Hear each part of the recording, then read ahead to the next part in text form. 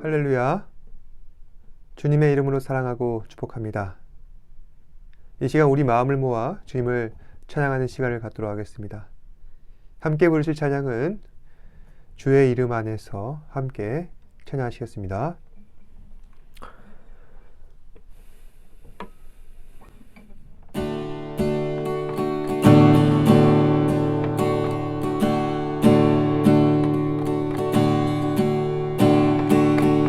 주의 이름 안에서 주의 성소로 가네. 영광스러운 이곳에 우리 기쁘게 왔네. 거룩한 보좌 앞에서 따뜻함을 느끼네. 우리 마음 경배하며 찬양의 제사 드리네. 찬양의 제사 드리며 성소로 들어갑니다. 찬양의 제사 드리며 성소로 들어갑니다.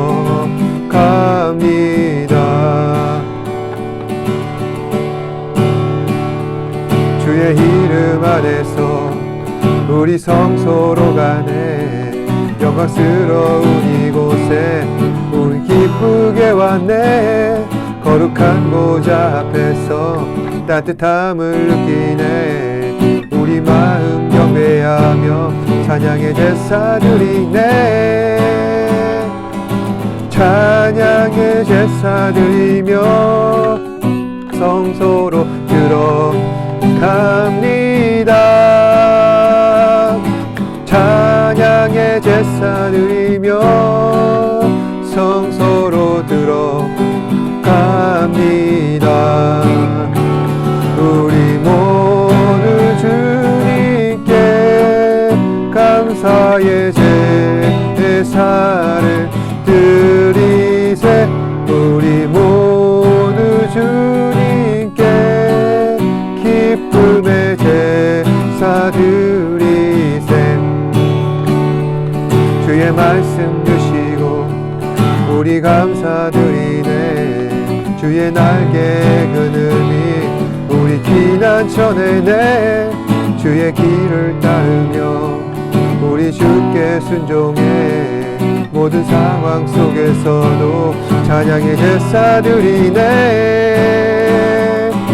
찬양의 제사 드리며 성소로 들어갑니다.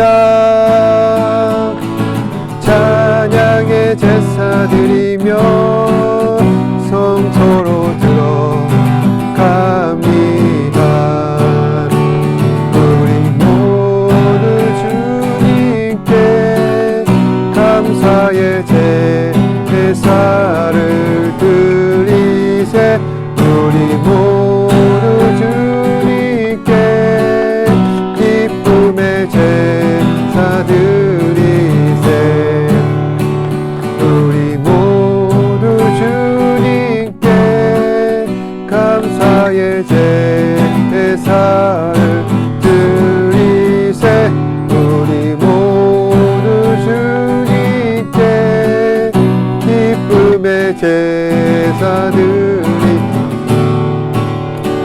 우리 모두 주님께 감사의 제사를 드리세. 우리 모두 주님께 기쁨의 제사 드리세.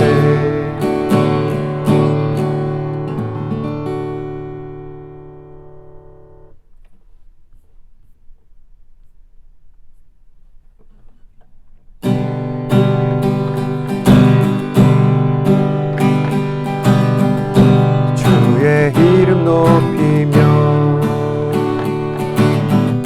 주를 찬양하나이다. 나를 구하러 오신 주를 기뻐하나이다. 하늘 영광 버리고 이 땅 위에 십자가를 지시고 죄 사했네.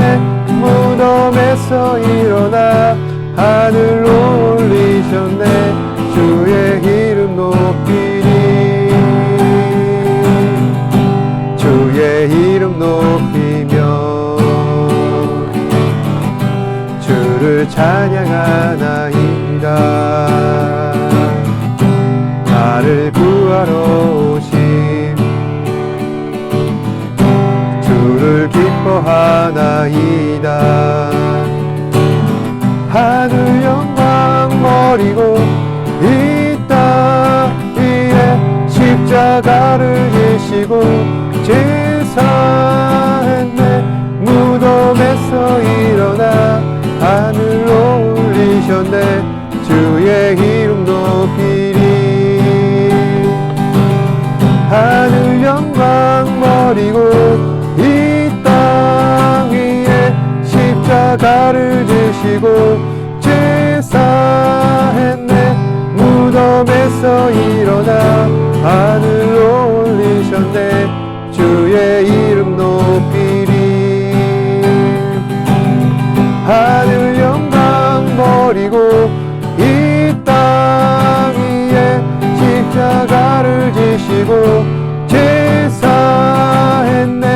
무덤에서 일어나 하늘로 올리셨네. 주의 이름 높이리.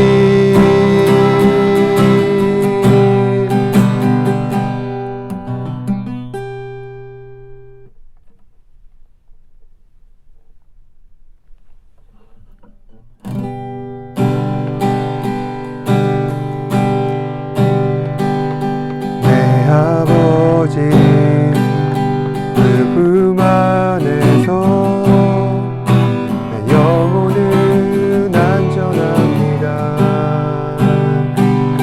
그 손길로 내 삶을 안으시니 평강이 나를 덮습니다.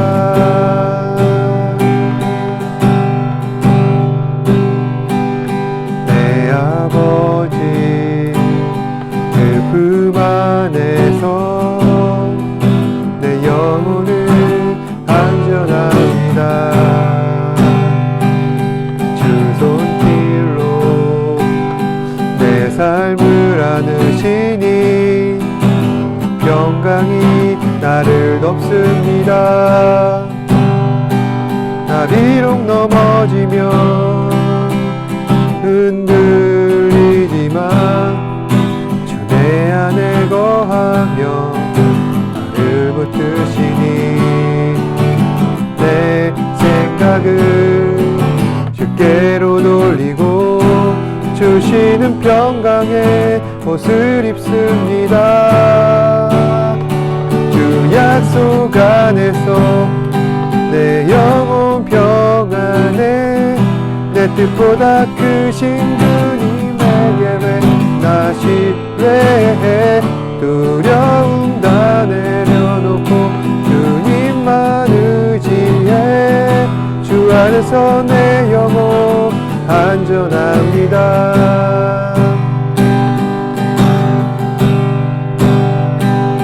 내 아버지 그 품 안에서 내 영혼은 안전합니다.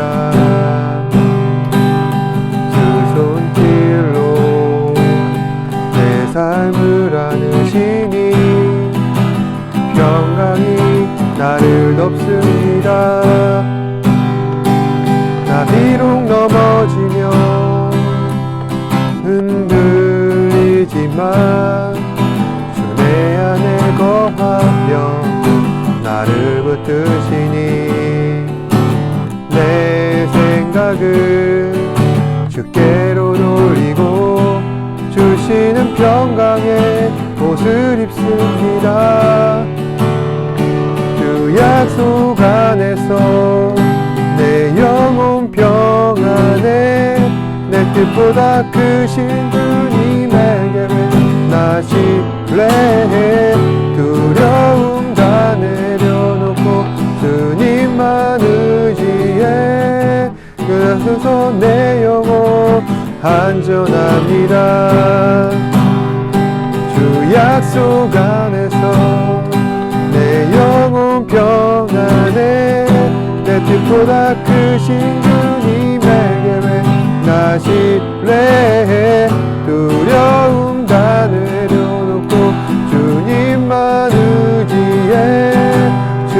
주께서 내 영혼 안전합니다.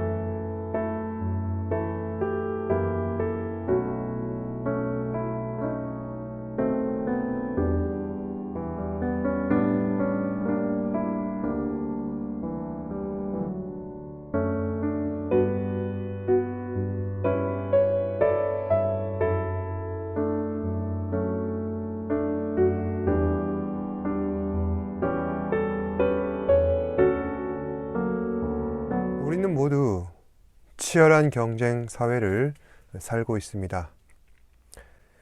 모든 영역에서 경쟁 없이 무언가를 쟁취한다는 것은 불가능하다는 이야기입니다. 경쟁은 결코 나쁜 것이 아닙니다.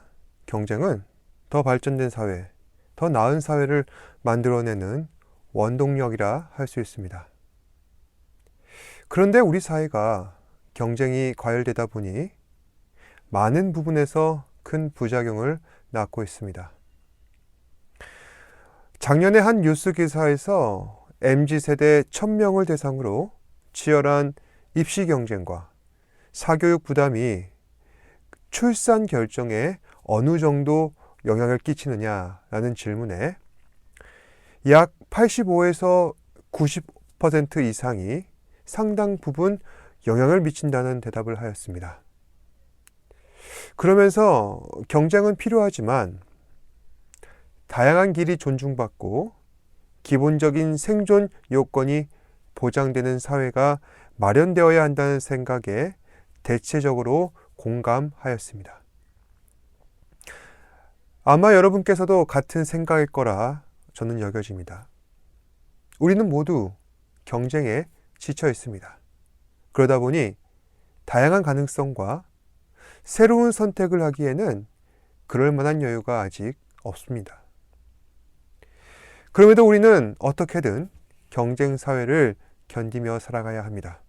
그 속에서 나의 앞길을 발견하고 그 길을 꾸준히 가야 할 것입니다. 우리 신앙생활도 마찬가지로 경쟁을 하고 있습니다. 디모데 후서 4장 6절에서 8절 말씀입니다. 나는 선한 싸움을 싸우고 나의 달려갈 길을 마치고 믿음을 지켰으니 이제 후로는 나를 위하여 의의 면류관이 예비되었으므로 주 곧 의로우신 재판장이 그날에 내게 주실 것이며 내게만 아니라 주의 나타나심을 사모하는 모든 자에게 도니라. 이 말씀은 모든 사역을 마무리하며 자신의 지난 날을 회고하는 말씀이라 할 수 있습니다. 바울은 자신의 인생을 선한 싸움이라 표현하였습니다. 그 싸움을 위해서 지금까지 열심히 달려왔다 하였습니다. 다시 말해 신앙생활을 제대로 하기 위하여 치열한 경쟁을 해왔다는 것입니다. 그런데 누구랑 경쟁했을까요? 바울은 지금까지 누구랑 싸워온 것일까요? 현재의 자기 자신입니다. 지금 나는 하나님 앞에서 제대로 하고 있는가? 앞으로 나는 하나님 앞에서 더 잘할 수 있을까? 자신의 현재 모습과 앞으로의 미래상을 비교하며 자기 자신과 경쟁하고 있는 것입니다. 오늘은 비록 부끄러운 모습으로 살고 있지만 내일은 더 나은 그리스도인이 되기 위하여 반성하고 성찰하며 살려 합니다. 이러한 마음 자세가 근본 있는 신앙인이요 참 그리스도인이라 할 수 있는 것입니다. 오늘 함께 읽으신 로마서 말씀은 택함 받은 백성 이스라엘을 구원하시는 하나님의 그 계획이 이방인에게로 넘어가게 된 배경을 설명하고 있습니다. 그러면서 이방인들이 구원받게 된 원인은 이스라엘의 실족, 그러니까 이스라엘이 신앙인으로서 경쟁에 실패하였기 때문에 그로 인해 이방인에게 구원의 기회가 돌아왔다는 것입니다. 12절입니다. 그들의 넘어짐이 세상의 풍성함이 되며 그들의 실패가 이방인의 풍성함이 되거든 하물며 그들의 충만함이요. 바울은 이스라엘이 하나님을 떠나 구원에서 멀어지게 된 것은 정말 안타까운 일이긴 하지만 오히려 하나님의 구원 계획에 있어서 잘된 일이라는 것입니다. 그로 인해 이방인들에게 복음을 전할 기회가 생겨나게 되었고 그래서 이방인들도 회개에 이르는 구원을 받게 되었다는 것입니다. 이것은 정말 이방인에게 있어서 참 감사한 일이 아닐 수가 없는 것이죠. 하지만 동시에 하나님께서는 이스라엘을 향한 강한 기대감도 갖고 계십니다. 11절에 그들이 넘어짐으로 이방인에게 이르러 이스라엘로 시기나게 하리라. 14절에 내 권력을 아무쪼록 시기나게 하여 그들 중에서 얼마를 구원하려 함이라. 다시 말해 하나님께서는 이방 사람들이 구원받는 모습을 이스라엘이 목도하고 그들로 하여금 질투하여서 그렇게 해서라도 다시 주님 앞으로 돌아오는 것을 원하고 계신다는 것입니다. 이처럼 하나님께서는 택함 받은 백성들을 이렇게까지 사랑하고 계십니다. 그렇다고 해서 이방인들은 하나님의 사랑과 관심조차 받지 못하는 버려진 자식들인가? 그렇지 않다는 것입니다. 몇 가지 비유로 바울은 이방인과 하나님과의 관계를 다음과 같이 설명합니다. 16절에 제사하는 처음 익은 곡식가루가 거룩한 즉 떡덩이도 거룩하고, 여기서 곡식가루는 떡덩이의 원인이 될 수 있습니다. 만약 곡식가루가 거룩하게 구별된 가루라면 거기서 나오는 떡덩이도 거룩하듯이 이방인들도 그리스도 안에서 정결해지고 거룩해진다면 그들이 비록 전에는 부정하다고 사람들한테 취급을 받았던 이방인이라 할지라도 그들도 거룩해진다는 말씀입니다.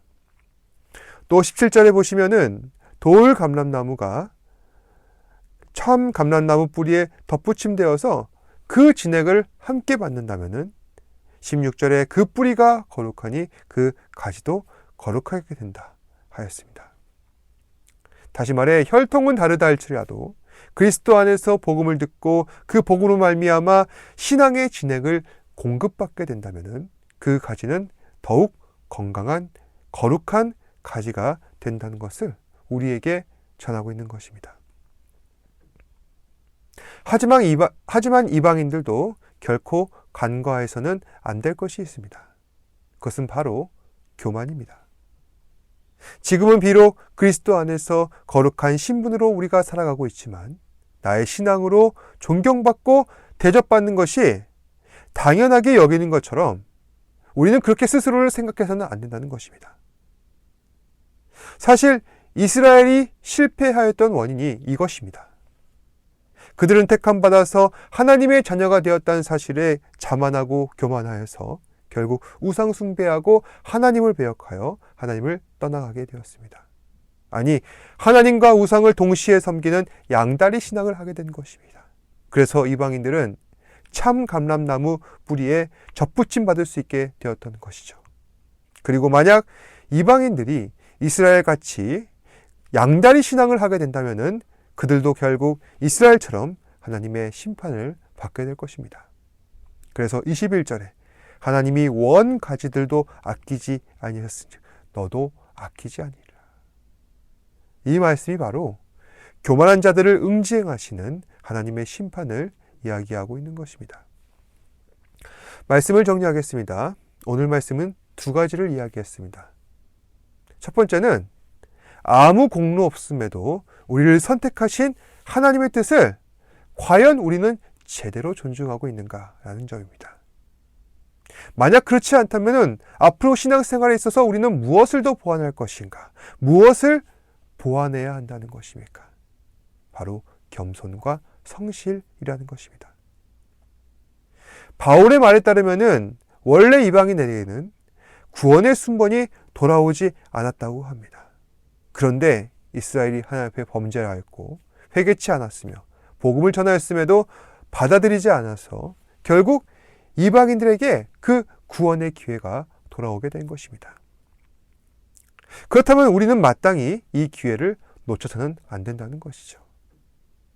하지만 사람은 아무리 좋은 기회가 주어진다 할지라도 그 기회를 제대로 살리지 못하는 경우가 많습니다.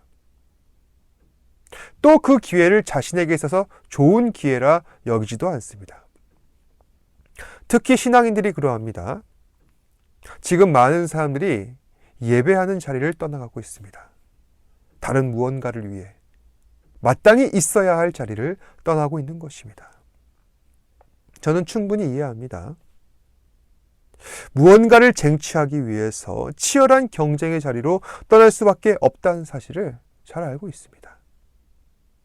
하지만 그렇다고 해서 구원의 기회가 우리에게 항상 주어져 있는 것은 아닙니다. 세상 모든 기회가 그러하듯이 언젠가 구원의 기회도 반드시 닥치게 될 것입니다. 우리의 모든 인생은 우리 손에 달려있는 것이 아니라 하나님 손에 달려 있습니다. 만약 하나님께서 허락하시지 않는다면 구원받을 기회조차 열리지 않을 것입니다. 그럴 때 나의 자리는 반드시 다른 누군가에게 돌아가게 될 것입니다. 만약 하나님께서 원하신다면 지금 나를 위해 예배한 자리를 나 아닌 다른 누군가가 차지하게 될 것입니다. 그러니 우리는 늘 항상 겸손한 신앙 자세를 가지고 늘 항상 성실한 신앙인으로서 살아야 할 것입니다. 다음으로 과연 우리는 그리스도 안에서 제대로 접붙임 받고 있는가 스스로 점검해 봐야 할 것입니다. 화분이 잘 자라서 분갈이를 해야 할 때 더 큰 화분으로 우리는 그 화분을 옮기게 됩니다. 그때 그 분갈이가 제대로 되어 있는지 확인하려면 어느 정도는 시간이 흘러야 할 것입니다. 뿌리가 잘 뻗어 있는지 그 흙은 잘 다져져 있는지 시간을 들여서 천천히 확인해 봐야 할 것입니다. 우리 신앙도 마찬가지라는 것이죠. 아무리 오랫동안 신앙생활을 했다 할지라도 비가 오고 창수가 나며 거센 파도 위에 그 배가 여러 번 요동치기는 위기를 겪었을 때 우리는 변치 않는 마음의 자세로 살아가야 우리 믿음이 과연 건강한지 제대로 알 수 있다는 것입니다. 사랑하는 여러분, 우리는 하나님으로부터 큰 기회를 받았습니다. 그것은 바로 영혼의 구원이라는 기회입니다. 따라서 지금 우리가 누리고 있는 모든 것들을 당연한 것이라 생각해서는 안 될 것입니다.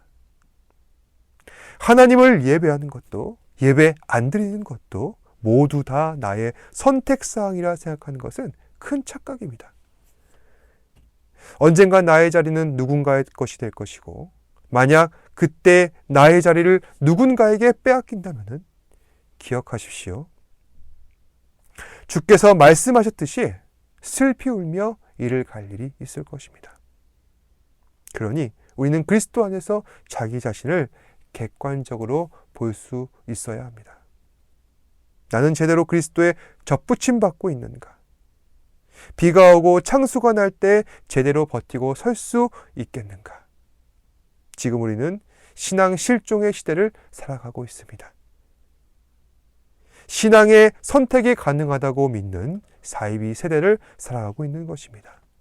이때 우리에게 필요한 것은 정말 제대로 정신 차리는 것입니다.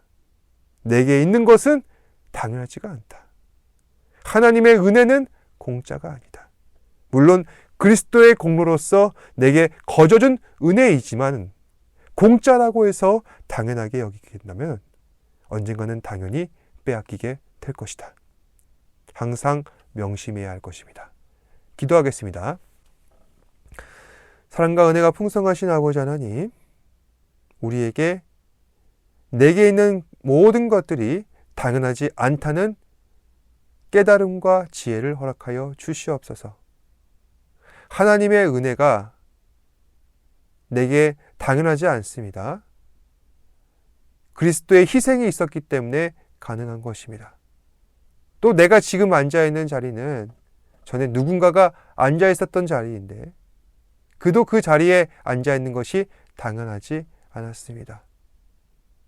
그럼에도 불구하고 주께서 우리에게 이 구원의 기회를 허락하셨으니 늘 감사하며 겸손하며 성실한 신앙으로 살아갈 수 있는 우리 사랑하는 지체들 되게 하여 주시옵소서. 이 치열한 경쟁 사회 속에서도 늘 변치 않는 믿음 갖게 하시고 내게 달려갈 길 다 가고 그 주께서 예비하신 면류관을 받기까지 최선을 다해 신앙생활을 할 수 있는 우리 사랑하는 지체들 되게 하여 주시옵소서. 모든 말씀 예수님 이름으로 기도합니다. 아멘. 하늘에 계신 우리 아버지여, 이름이 거룩히 여김을 받으시오며 나라가 임하시오며 뜻이 하늘에서 이루어진 것 같이 땅에서도 이루어지이다. 오늘 우리에게 일용할 양식을 주시옵고 우리가 우리에게 죄 지은 자를 사하여 준 것 같이 우리 죄를 사하여 주시옵고 우리를 시험에 들게 하지 마시옵고 다만 악에서 구하시옵소서. 나라와 권세와 영광이 아버지께 영원히 있사옵나이다. 아멘.